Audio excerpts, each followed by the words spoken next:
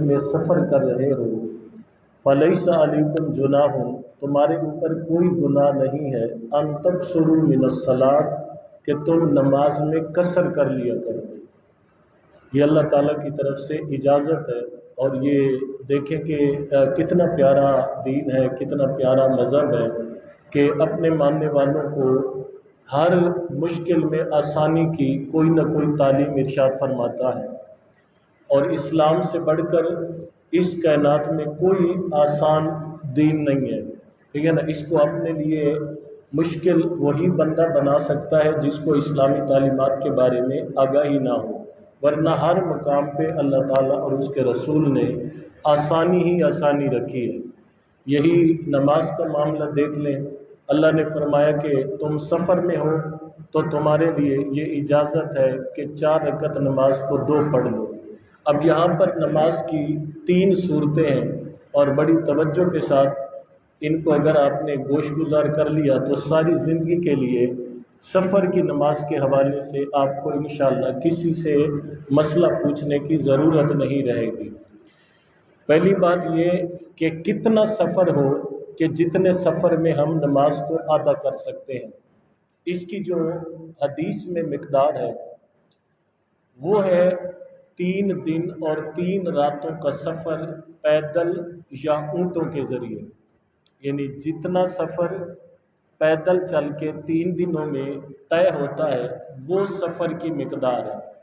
اس وقت کے علماء نے 3 دن کے اور 3 راتوں کے سفر کو، یعنی اس میں ریسٹ کا وقفہ نکال کے، کھانے کا وقفہ نکال کے، اس کو جب کیلکولیٹ کیا تو وہ اس دور کے مطابق 53 میل یعنی 53 میل جو ہے وہ سفر بنا، اور بعض روایات میں 61 میل جو ہے وہ 3 دن اور 3 رات کا سفر بنتا ہے۔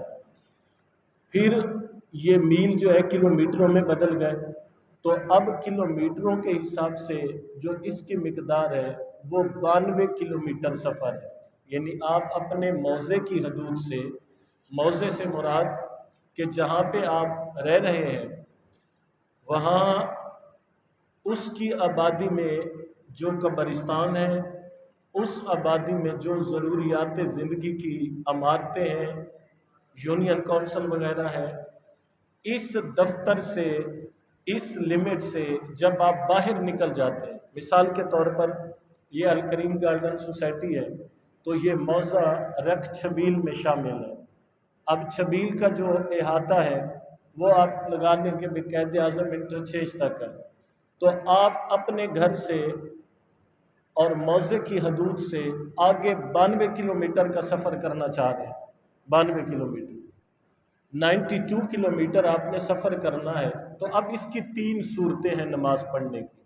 نمبر 1، جو نماز آپ کو سفر کے دوران آئے گی، یعنی آپ سفر کر رہے ہیں، ڈیورنگ ٹریولنگ اگر نماز کا ٹائم ہو گیا، سفر کے دوران، چاہے آپ اپنی گاڑی پہ ہیں یا آپ لوکل گاڑی پہ ہیں، 92 کلومیٹر کے سفر کے دوران آپ نے نماز پڑھنی ہے تو 4 فرض 2 پڑھیں گے، باقی نماز آپ پہ معاف ہے۔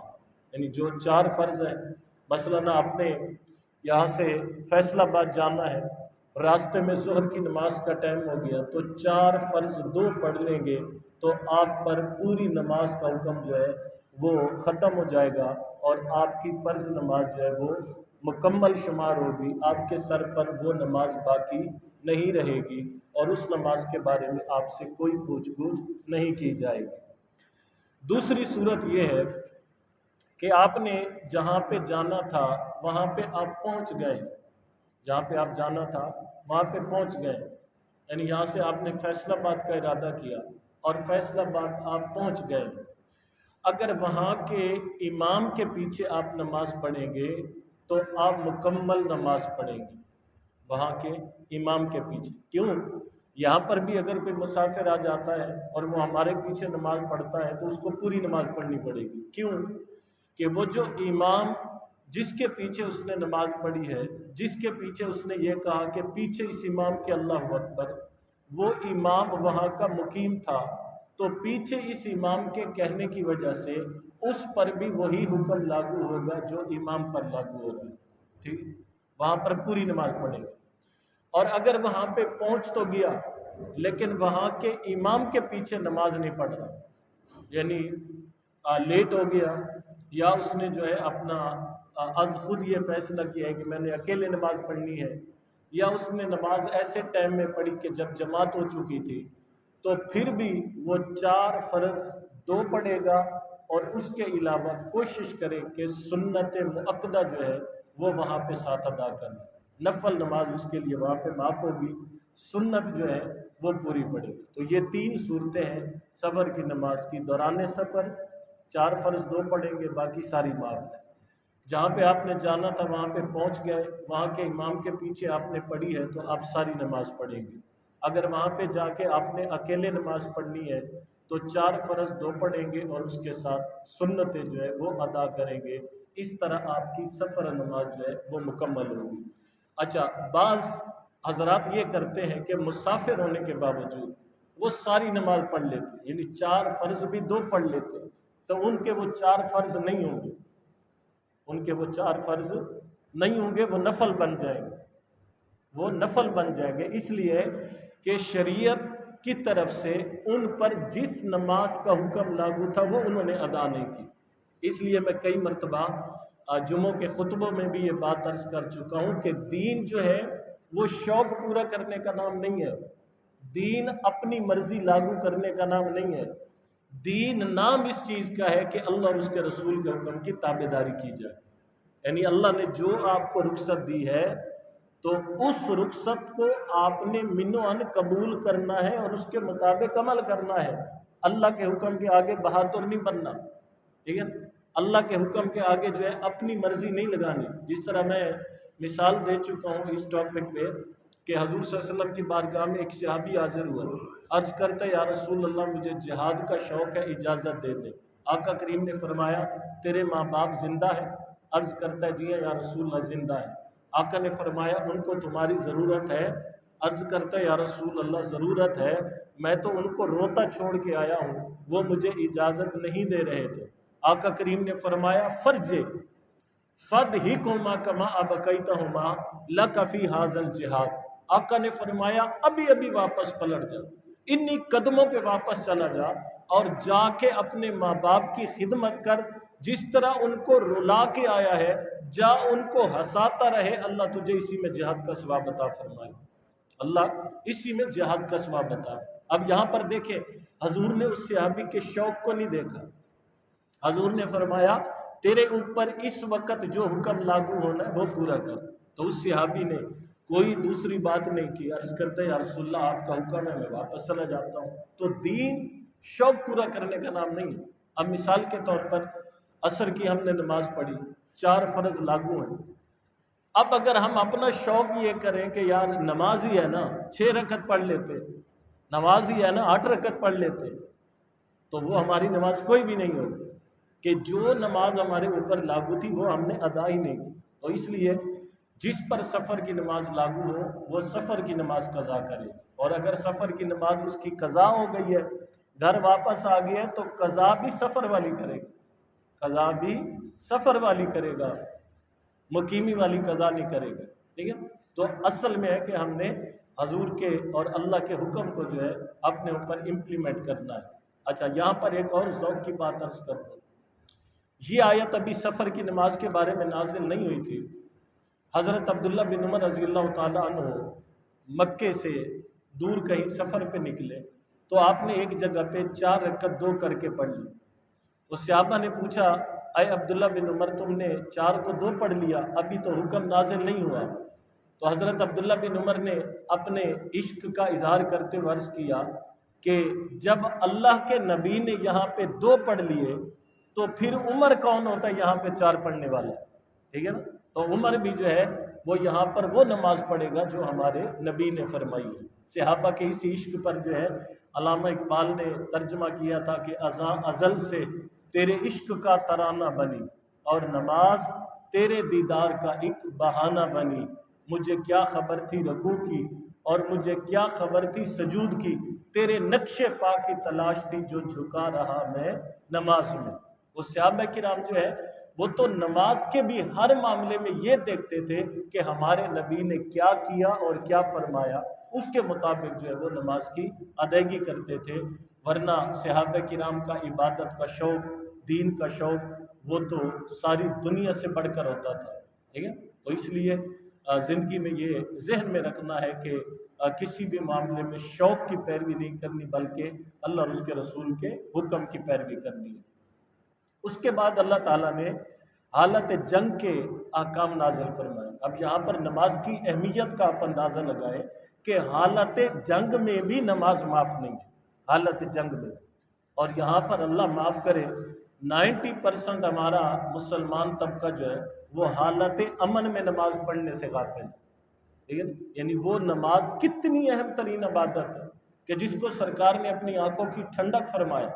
حضرت علی المرتضیٰ فرماتے ہیں کہ اگر اللہ تعالیٰ مجھے اختیار دینا کہ اے علی تم جنت میں جاؤ گے یا مسجد میں جاؤ گے، حضرت علی فرماتے ہیں میں عرض کروں گا یا باری تعالیٰ مجھے مسجد میں بھیج دے، مجھے مسجد میں بھیج دے۔ تو پوچھا کیوں؟ آپ نے فرمایا کہ جنت میں جاؤں گا تو میں خوش ہوں گا، اور مسجد میں جاؤں گا تو میرا رب خوش ہوگا، میرا رب خوش ہوگا۔ تو یہ کتنی اہم ترین عبادت ہے کہ جب ہم مسجد میں آ جاتے ہیں، اللہ کے گھر میں آ جاتے ہیں، ہم اللہ کے مہمان بن جاتے ہیں، اور عام سے عام کسی بندے کے گھر میں مہمان چلا جائے تو وہ میزبان اس کو خالی نہیں بیچتا، کچھ نہ کچھ کھلا پلا کے بیچتا ہے۔ یہ کیسے ہو سکتا ہے کہ وہ کائنات کے مالک کی بارگاہ میں کوئی بندہ آئے اور جاتے ہوئے خالی چلا جائے؟ ایسا ہو نہیں سکتا، کسی نہ کسی شکل میں وہ ضرور جو ہے مہمان نوازی کرتا ہے، چاہے وہ رحمت عطا کرے، چاہے برکت عطا کرے، چاہے کسی مصیبت کو ٹال دے، چاہے صبر دے دے، حوصلہ دے دے، یہ اللہ کے گھر کی برکتوں میں جو ہے یہ چیز شامل ہے۔ تو اس کے بعد حالت جنگ میں، حالانکہ افراتفری ہے، دشمن سر پہ کھڑا ہے، مقابلہ ہو رہا ہے، اللہ فرماتا ہے وہاں پر بھی نماز معاف نہیں ہے۔ وہاں پر ایسا کرو کہ ایک جماعت جو ہے وہ تمہارے پیچھے نماز پڑھے اور ایک گروہ جو ہے اسلحہ لے کر کھڑا رہے اور دشمن کی کارروائی پہ نظر رکھے، پھر وہ ایک رکعت پڑھ کے جائیں، اسلحہ لے لیں، اور پہلے والا گروہ آئے اور وہ آپ کے پیچھے جو ہے آ کے نماز پڑھے، تو اس طرح جو ہے وہ اپنی نماز کو مکمل کرے۔ تو آج کے دونوں حکموں سے جو ہے ہمیں نماز کی اہمیت کا بھی جو ہے وہ اندازہ ہوتا ہے کہ اللہ کی بارگاہ میں یہ نماز کتنی اہم ترین عبادت ہے، کتنی افضل ترین عبادت ہے، چاہے سفر کی ہو، حضر کی ہو، کوشش کیا کریں کہ نماز کی پابندی جو ہے وہ اپنے اوپر لاگو کریں۔ یہ اللہ کی رحمت کا دروازہ کھولنے کا ذریعہ ہے، برکت کا دروازہ کھولنے کا ذریعہ ہے، اس کی رضا اور معرفت کو حاصل کرنے کا ذریعہ ہے۔ اللہ اس پہ استقامت عطا فرمائے۔ اس کے بعد قربانی کے جانوروں کی خریداری کا عمل شروع ہے۔ کچھ مسائل میں نے جمعے کے خطبے میں عرض کر دیے تھے، اور ایک دن عشاء کے ٹائم درس میں بھی میں نے مسائل کچھ عرض کر دیے تھے۔ ایک بات جو زیادہ پوچھی جا رہی ہے کہ بعض جانور ایسے ہوتے ہیں کہ ان کے دانت جو ہے وہ نہیں ٹوٹے ہوتے، دوندا یا چوگا وہ جانور نہیں ہوتا، لیکن اس کی عمر پوری ہوتی ہے۔ تو آپ نے ذہن میں رکھنا ہے کہ کسی جانور کا دوندا یا چوگا ہونا یہ ہماری مقامی اور لوکل سطح پر پہچان ہے۔ حدیث مبارکہ میں جو اپنا چیز اصول بنا دی گئی ہے وہ 2 سال کا ہونا ہے، یعنی اگر چھوٹا جانور چھترا یا بکرا ہے وہ 1 سال کا ہونا شرط ہے، اگر بچہ یا کٹا وغیرہ ہے وہ 2 سال کا ہونا جو ہے وہ شرط ہے، اسی طرح اونٹ جو ہے وہ 5 سال کا ہونا شرط ہے، یعنی عمر کا پورا ہونا ضروری ہے۔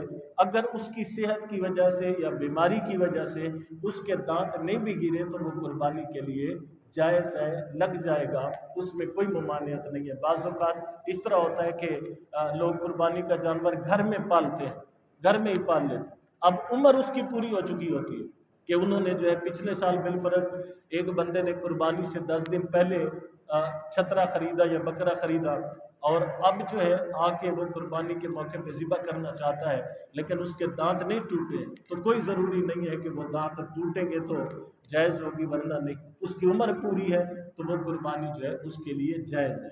دوسری بات، کل ہی مجھے یہیں سے ایک نمازی نے سوال کر کے پوچھا فون کر کے کہ 2 بندے مل کے ایک حصے کے پیسے شامل کر سکتے ہیں؟ تو قطعاً ایسا نہیں ہے۔ ایک حصے میں दो बंदे शामिल नहीं हो सकते। मसलन भाई 30,000 हिस्सा रखा गया है, तो एक हिस्से के लिए दो बंदे 15,000 दे के कर लें, ये जायज़ नहीं है। उनमें से किसी की भी कुर्बानी जो है वो नहीं होगी, ठीक है ना। बल्कि एक हिस्से के पैसे एक ही बंदे पे देना लाजिम है, जिस पर जो है वो कुर्बानी वाजिब है। अगर उसकी ये कैपेसिटी है कि वो 30,000 देने के काबिल नहीं है, ठीक है ना, तो उस पर तो कुर्बानी वाजिब ही नहीं है। हिस्से के पैसे देने की उसमें जो है सलाहियत नहीं है, तो उस पर तो कुर्बानी वाजिब ही नहीं, ठीक है। बाज़ औक़ात हम में से कुछ ऐसे लोग होते हैं कि वो माशरे को दिखाने के लिए या अपने आप को ये ज़ाहिर करने के लिए कि भाई मैं भी साहिब निसाब हूँ, तो वो कर्ज़ लेके ऐसा एहतमाम करते हैं या दो तीन मिल के ऐसा एहतमाम कर लेते हैं, तो वो कुर्बानी जो है उनकी नहीं होगी, क्योंकि उन पर वाजिब ही नहीं है, उन पे वाजिब ही नहीं है। तो इसलिए बड़े जानवर में एक हिस्से में दो बंदे शामिल नहीं हो सकते, छोटा जानवर दो बंदे मिल के नहीं खरीद सकते, वो एक ही बंदा खरीदेगा और उसी की तरफ से जो है वो हिस्सा अदा किया जाएगा। इसके अलावा कोई मसला आपने पूछना है तो आप पूछ सकते हैं। आमीन। अल्लाहुम्मा सल्लि अला सय्यिदिना व मौलाना मुहम्मदिन अदद मा फी इल्मिल्लाहि सलातुन दाइमतुन बिदुआ मिन मुल्किल्लाह। अल्लाहुम्मा रब्बना आतिना फिद दुनिया हसना व फिल आखिरति हसना या हय्यु या कय्यूम बिरहमतिका नस्तगीस ला तकिलना इला अनफुसिना तरफत ऐनिन वस्लिह लना शुगलना कुल्ला अमरना। अल्लाहुम्मा रब्बना तक़ब्बल मिन्ना हाज़िहि सलातल अस्र व दर्सिल कुरान मा जमील हाज़िरीन व सल्लल्लाहु तआला अला खैरि खल्क़िही मुहम्मद व अला